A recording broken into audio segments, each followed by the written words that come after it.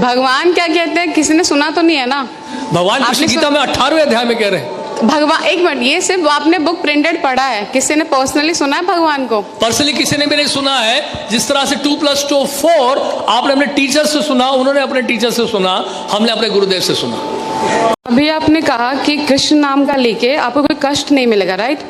अगर आप कृष्ण के शरण में जाते हैं तो आपको कोई कष्ट नहीं होगा, या जीवन में कोई कष्ट आने वाला है तो कृष्ण खुद हरण कर लेंगे। हमने ये तो नहीं कहा कि कष्ट नहीं आएगा। आपने ये कहा था कि अगर आप कृष्ण नाम लेते हैं तो 100% गारंटी कि अगली योनि आपको इंसान की मिलेगी, मनुष्य का मिल जाए। जी, ये गारंटी कैसे लेते हैं आप?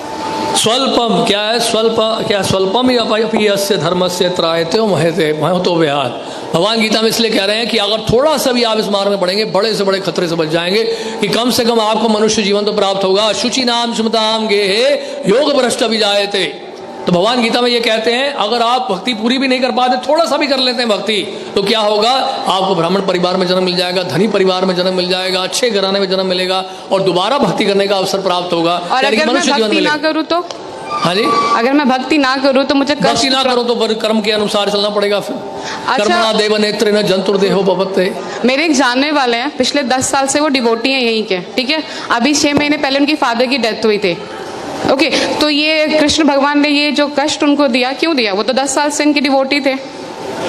हमने तो बोला ही नहीं कि आप कृष्ण भक्त बनते तो कष्ट नहीं आएगा, हमने नहीं कहा ये। कल के मैं क्लास में गई थी, नहीं, हमने नहीं कहा ये कि कृष्ण भक्ति अगर करेगा कोई कष्ट नहीं आएगा।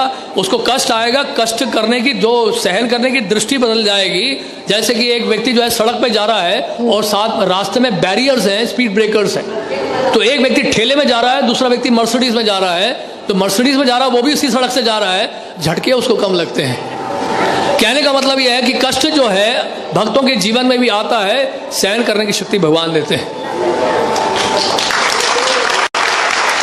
यानी कि जहां पे पांव कटना होता है वहां पे सुई चुभती है केवल आप।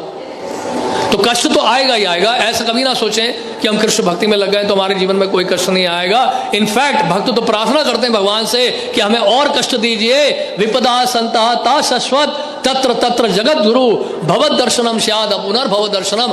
आप कुंती महारानी कह रही हैं आप हमें और कष्ट दीजिए, और कष्ट दीजिए, और कष्ट दीजिए, क्योंकि आप अगर कष्ट देंगे तो आप ही का स्मरण करेंगे। अब आपका स्मरण करने का मतलब यह है दोबारा जन्म मृत्यु जरा व्याधि के संसार में दोबारा नहीं आना पड़ेगा। तो आपका कहने का ये मतलब है कि अगर आप कृष्ण, मतलब कुछ भी हो जाए भगवान कृष्ण के शरणों में रहो हमेशा। बस बस ये है पॉइंट। लेकिन कोई पॉइंट नहीं, बिल्कुल बहुत बढ़िया पॉइंट बोला आपने, तालियां बजाइए उनके लिए। एक मिनट, ये कोई पॉइंट नहीं होता। अगर भगवान कृष्ण के शरण में नहीं हो तो मेरे पास जरूरी कि मुझे कष्ट, मतलब कष्ट तो वैसे भी आना है जिंदगी में, चाहे मैं रहूं या ना रहूं। जिंदगी में आना है, लेकिन यहाँ से कष्ट का निवारण आपको दिया जा रहा है हमेशा के लिए। जन्म मृत्यु जरा व्याधि के चक्र से आपको हमेशा के लिए छुटकारा पाने का एक सुअवसर प्राप्त हो रहा है। भगवान की सेवा में लगे, एक जीवन आप कृष्ण की सेवा में दे दो, कृष्ण आपको वापस लेके चले जाएंगे। तो आपका कहने का मतलब है कि मैं कृष्ण के शरण में जाती तो अगले जन्म में मुझे इंसान क्या ही वो मिलेगा, इंसान का मिलेगा। और अगर अच्छी तरह से भक्ति करेंगे तो भगवान के धाम में भी जाएंगे। ये तो मरने के बाद किसने देखा है कि कौन कहाँ जा रहा है?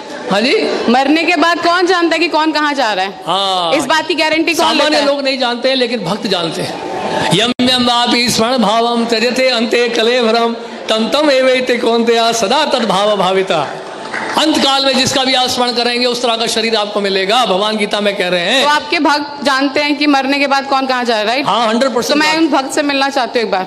जरूर मिलेगा, क्योंकि मुझे भी जानना है कि कैसे उनको पता चल रहा है कि मरने के बाद जा रहे हैं। उसके लिए आपको प्रोसेस अप्लाई करना पड़ेगा। जिस तरह से कोई आईआईटी के बारे में जानना चाहता है तो हम उसको क्या बोलेंगे, आईआईटी में पहले एडमिशन तो ले लो,